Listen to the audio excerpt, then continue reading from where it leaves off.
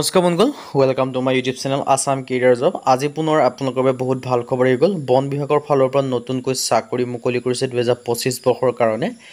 Grade 3 grade 4 লেভেলৰ vacancy হয়। 10 পাছৰ পৰা আবেদনসমূহ কৰি ল'ব পাৰিব। ডাইৰেক্ট এক্সাম হয়, ন' ৰান, কোনো ৰান নাই, কোনো দৌৰ নাই। নতুন চাকৰি আহিছে 2025 বৰ্ষৰ কাৰণে। কেনেদৰে আবেদনসমূহ কৰিব পাৰিব, চাকৰিখিনি ক'ৰ পৰা আহিছে, লগতে কোনটো পদৰ ক্ষেত্ৰত কিমানকৈ ক্ৰাইটেৰিয়া বিচাৰিছে, চিলেকশ্যন প্ৰচিডিউৰ বিচাৰিছে, অৰ্হতা কিমান লাগিব, এই সকলোখিনি কথা এই ভিডিঅ' যোগে আলোচনা কৰা হ'ব। যদি ভিডিঅ'টো ভাল পায় ভিডিঅ' লাইক কৰিব পাৰে, লগৰ চেনেলটো ছাবস্ক্ৰাইব কৰি দিব পাৰে এনেকুৱা ধৰণৰ ভিডিঅ'সমূহ প্ৰতিদিনে পাই থাকিব পাৰে। আৰু আমাৰ হোৱাটছআপ চেনেল ভিডিঅ' ডেছক্ৰিপশ্যনত দিয়া আছে, তাত গৈ আপোনালোকে ফ'ল'টো কৰি লওক, তেতিয়া আপোনালোকে ডেইলি জবৰ আপডেটসমূহ পাই থাকিব পাৰিব। আৰু ভিডিঅ'টো যিমান পাৰে সিমান বন্ধুৰ যে শ্বেয়াৰ কৰি দিয়ক, যাতে সকলো বন্ধুৱে ডেইলি জবৰ আপডেটসমূহ পাই থাকিব পাৰে। আহক ভিডিঅ'টো আৰম্ভ কৰোঁ। ইয়াত আপোনালোকে দেখিছে বন বিভাগ ৰিক্ৰুইটমেণ্ট আহিছে 2025ৰ কাৰণে। নটিফিকেশ্যন আউট হৈ গৈছে। এছিষ্টেণ্ট ফৰেষ্ট গাৰ্ডৰ লগতে ড্ৰাইভাৰৰ ভেকেঞ্চি আছে, মানে গ্ৰেড 3 গ্ৰেড 4 লেভেলৰ ভেকেঞ্চি আপোনালোকে দেখিবলৈ পাব। চ' যদি আপোনালোকে ইণ্টাৰেষ্টেড হয়, ইলিজিবল হয়, যদি আপোনালোকে আবেদনসমূহ কৰিম বুলি ভাবি আছে, তেন্তে ভেকেঞ্চিখিনিৰ ক্ষেত্ৰত আবেদনসমূহ কৰি ল'ব পাৰিব। আপোনালোকৰ বাবে ডাঙৰ সুযোগ আহিছে বন বিভাগৰ ফালৰ পৰা। চ' যদি ইণ্টাৰেষ্টেড হয়, ইলিজিবল হয়, আবেদনসমূহ যদি কৰিম বুলি ভাবি আছে, তেন্তে এই ভেকেঞ্চিকেইটাৰ কাৰণে আপোনালোকে আবেদনসমূহ কৰি ল'ব পাৰিব। আৰু নটিফিকেশ্যনখন অহা বেছি দিন হোৱা নাই, জুলাই মাহৰ 1 তাৰিখে নটিফিকেশ্যনখন ৰিলিজ কৰি দিছে। আপোনালোকে দেখিব পাৰিছে 2025ৰ ক্ষেত্ৰত।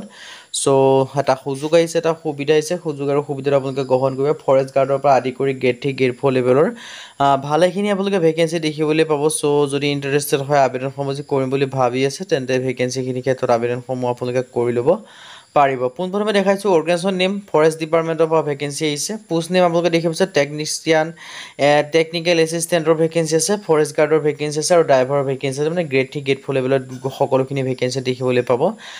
নাম্বাৰ অফ পোষ্ট আপুনি যদি ক'ব যাওঁ, ভেৰিয়াছ ভেকেঞ্চি দেখিবলৈ পাব। ষ্টাৰ্টিং ডেট আপোনালোকে দেখিব পাৰিছে 14 জুলাই 2025ৰ পৰা ভেকেঞ্চিখিনি এপ্লাইসমূহ ষ্টাৰ্ট হৈ গৈছে। লাষ্ট ডেট যদি ক'বলৈ যাওঁ 10 আগষ্ট, ইয়াৰ কাৰণে লাষ্ট ডেট হয়। তাৰ আগতে আপোনালোকে আবেদনসমূহ কৰি ল'ব লাগিব।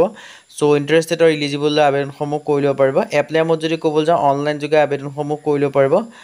চ' যদি ইণ্টাৰেষ্টেড হয়, যদি আপোনালোকে আবেদনসমূহ কৰিম বুলি ভাবি আছে, তেন্তে ভেকেঞ্চিখিনিৰ ক্ষেত্ৰত আবেদনসমূহ কৰি ল'ব পাৰিব। এটা ডাঙৰ সুযোগ আৰু সুবিধা আহিছে। এই সুযোগ আৰু সুবিধাটো আপোনালোকে নেহেৰুৱাব। যদি আপোনালোকে আবেদনসমূহ কৰিম বুলি ভাবি আছে, তেন্তে ভেকেঞ্চিখিনিৰ ক্ষেত্ৰত আবেদনসমূহ কৰি ল'ব পাৰিব। চ' এটা সুযোগ আৰু সুবিধা আপোনালোকে মুকলি কৰিছে বন বিভাগৰ ফালৰ পৰা।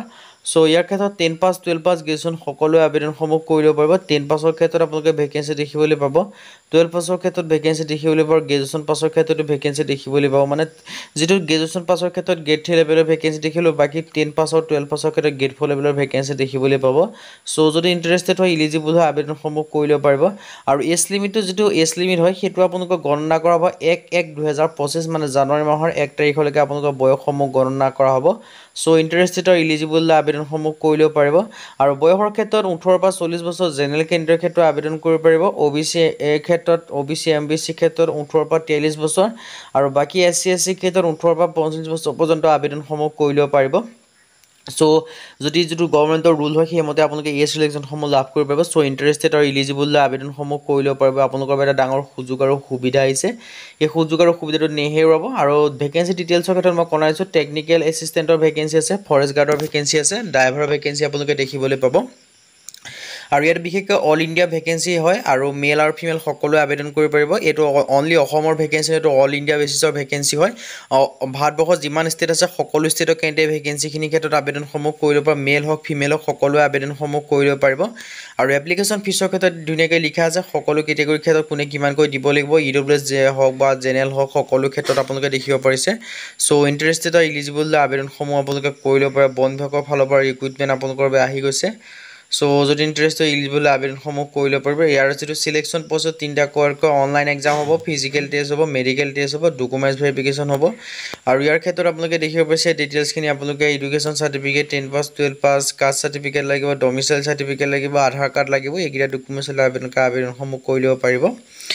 চ' ইণ্টাৰেষ্টেড আৰু ইলিজিবল আবেদনসমূহ কৰি ল'ব পাৰিব। ডিটেইলছখিনি আপোনালোকে ধুনীয়াকৈ লিখা আছে, আপোনালোকে চব পঢ়ি চাই মেলি আবেদনসমূহ কৰি ল'ব পাৰিব। সো ইয়াত যিখিনি ডিটেইলছ আছে দিয়াই আছে আৰু কেতিয়াৰ পৰা কেতিয়ালৈকে আবেদনসমূহ কৰিব সেইটো জনাই আছোঁ। ইয়াত আপোনালোকে এডভাৰটাইজমেণ্টৰ লিংক আৰু এপ্লাই লিংকটো ভিডিঅ' ডেছক্ৰিপশ্যনত পাই যাব। সেই লিংকৰ থ্ৰুৰে আপোনালোকে কৰিব পাৰিব আৰু আবেদনসমূহ 10 আগষ্ট পৰ্যন্ত আবেদনসমূহ কৰি ল'ব পাৰিব। চ' ইণ্টাৰেষ্টেড আৰু ইলিজিবল আবেদনসমূহ কৰি ল'ব পাৰে। এডভাৰটাইজমেণ্ট আৰু এপ্লাই লিংকটো ভিডিঅ' ডেছক্ৰিপশ্যনত দিয়া থাকিব। আজি ভিডিঅ' মানে যদি ভিডিঅ' ভাল পালে লাইক কৰিব, লগৰ চেনেলটো ছাবস্ক্ৰাইব কৰি দিব, এনেকুৱা ধৰণৰ ভিডিঅ'সমূহ প্ৰতিদিনে পাই থাকিব আৰু আমাৰ হোৱাটছআপ চেনেল ভিডিঅ' ডেছক্ৰিপশ্যনত দিয়া আছে, তাত গৈ ফ'ল'টো কৰি লওক। তেতিয়া আপোনালোকে ডেইলি জবৰ আপডেটসমূহ পাই থাকিব পাৰিব আৰু ভিডিঅ' যিমান পাৰে সিমান বন্ধু জাষ্ট শ্বেয়াৰ কৰি দিয়ক। আজিলৈ ভিডিঅ'টো লগ পাম।